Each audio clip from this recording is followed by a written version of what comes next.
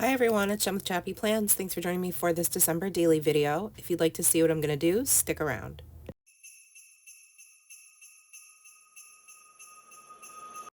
Hey friends, it's Jem with ChappyPlans. Thanks for joining me for story number 2, which is all about our surprise trip to New York City for Norah. We did this last year and we were not planning on going this year, so it was a surprise for all of the involved parties, the three of us. So you can see I've already selected photos. I created a circular shape in my diptych app, and then I sized them in print to size, which is another app, and then printed them on my premium matte paper. And then I knew I wanted, it took me quite a while to figure out how I wanted to construct this page. And so I apologize for the noise in the background, but I have to reference my album and create finished pages to kind of narrate you through what I did. So I also created this larger photo in diptych and printed it out as well on my printer. And it's just a bunch of photos from our day in New York City. So I'll read you all the journaling as I get there. I just wanted to let you know I'm creating a little pocket, which originally I was going to use for the journaling, but instead I decided, you know what, I think this might make a cute flip out, which wasn't something I was planning on doing, which added hours to my project because then I had to, of course, find the perfect paper and the perfect way to choose to journal, etc., etc. So right now you'll see that I'm auditioning different cards and things that I think I want at this point to make a tag that pulls up from behind the biggest photo there of Norah with Minnie in the Disney store in Times Square. And that's all before I decide to do the journaling on the right inside flap there.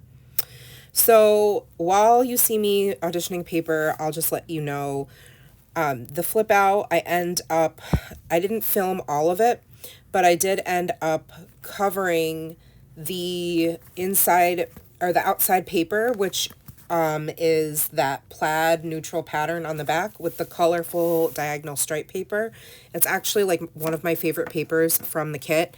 And I wanted to use it because obviously the colors all bring out the photos that are behind it, but also because there are when you put it behind story number 1, or when I put it behind story number 1 in my album, I really liked the way that the paper looked through the transparency, and you'll see what I mean when I put it in the album and you can see it at that point.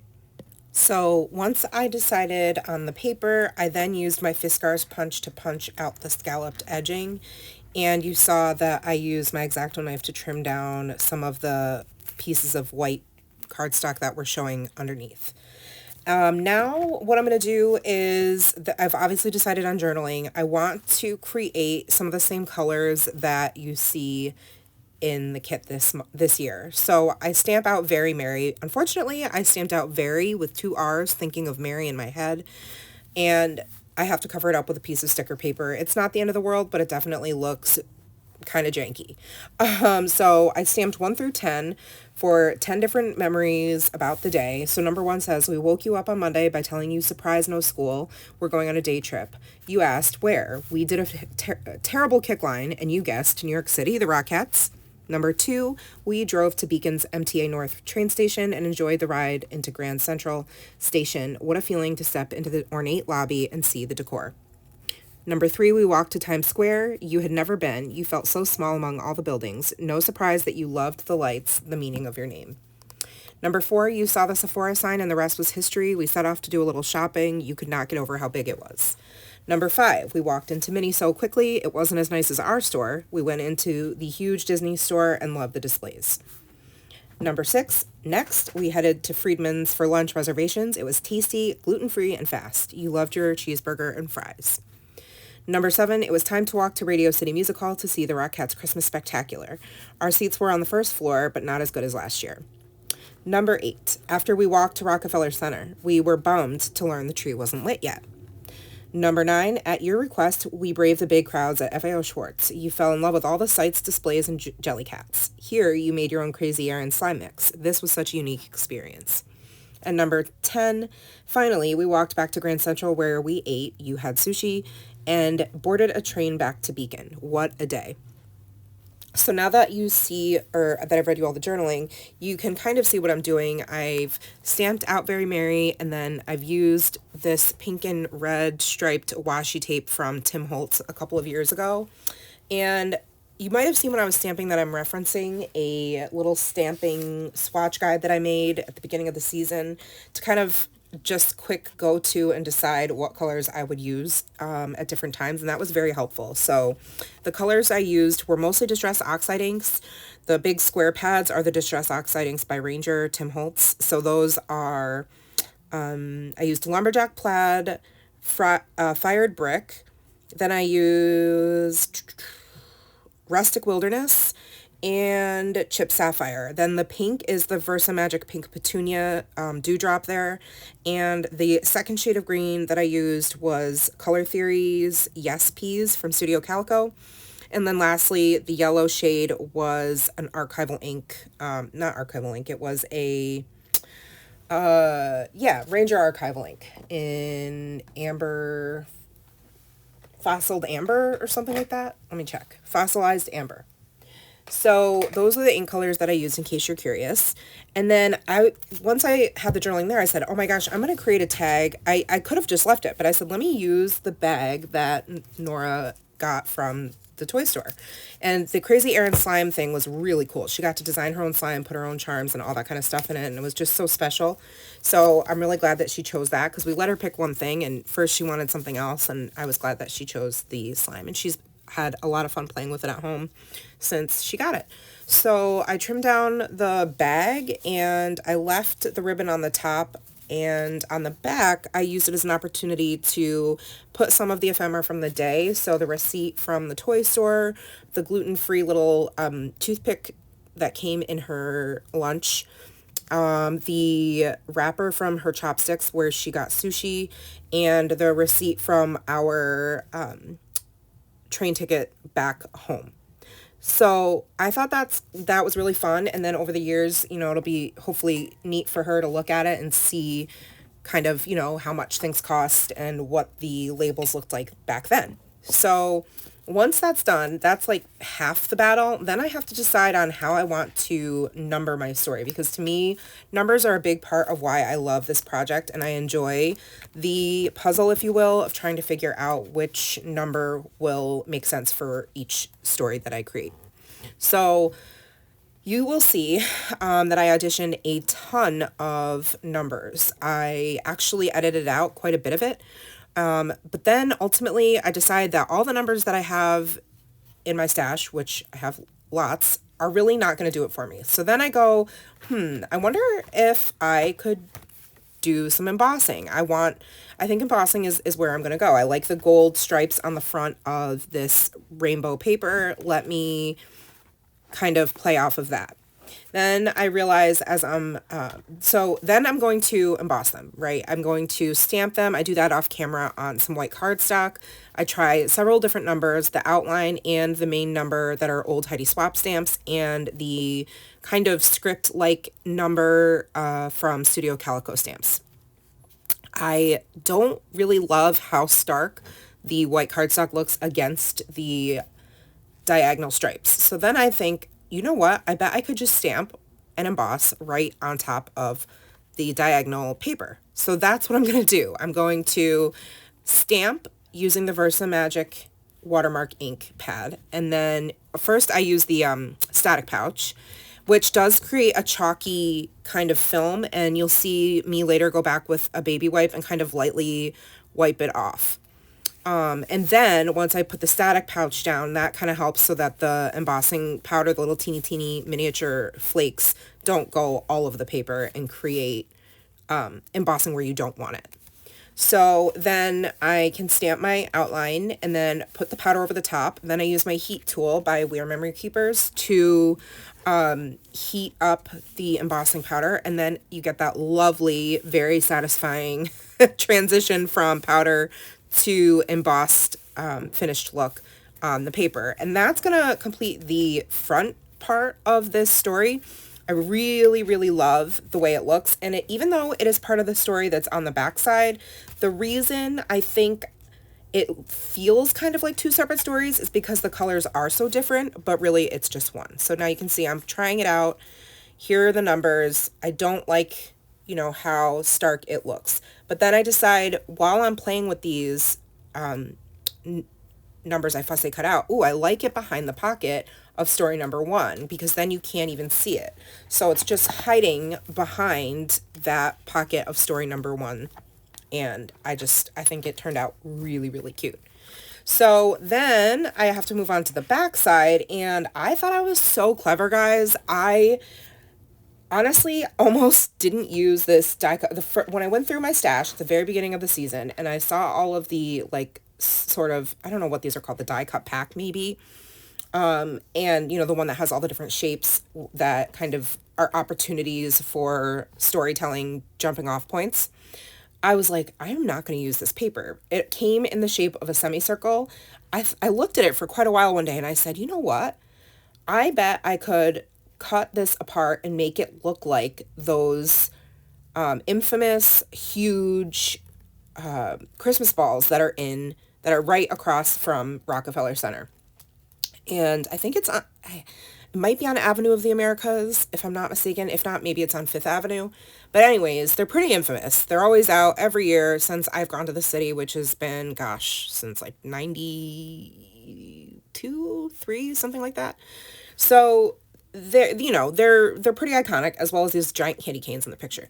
So I'm like, let me try to make that sort of same effect with this die cut. And so I did. So I was very, very happy with the way it turned out. So I already had the shape of that sort of triangular pyramid, if you will. And then I knew that I wanted to tuck in pictures from not just the other side, the flip side, the front side of story 2 has all the pictures from Times Square and things we did that were not right around Radio City. But then these photos in the circular shapes are all going to be photos from Radio City Music Hall or just surrounding it. So I was like, let me play off of that. So you're going to see, since I'm fully married to the way the front of this story turned out, now I can actually tape the backside pattern paper to the giant photo that I have on the front. This neutral plaid paper is from last year, I believe, and I never thought I'd use it, but it made the perfect kind of non-competing background as far as color and design for what I was going for. I really wanted to highlight the shape of this part of the story, so the die cut circles, and I also wanted it to kind of coordinate and be easy for your eyes to move from the back of story number 2 over to story number 3, which is Norah's wish list. So I think that using this neutral plaid paper achieved that effect. You can see now I'm finalizing the circle that I cut from, it was formerly on the top left. So I'm going to glue that down with my 2-way glue pen. Then once I decide where I want each of these photo clusters to be, I can move them to the side, and using my X-Acto knife and my Wear Maker's cutting board, I can slice into each of these circles and then tuck in the photos accordingly. So the photos are going to be attached using my little star brads from Michaels. Almost everyone who has, does December Daily has them in their stash. They're amazing, and they work perfectly for being able to just pull these little photos out, swivel them to the side, and you can see all the different pictures from the day.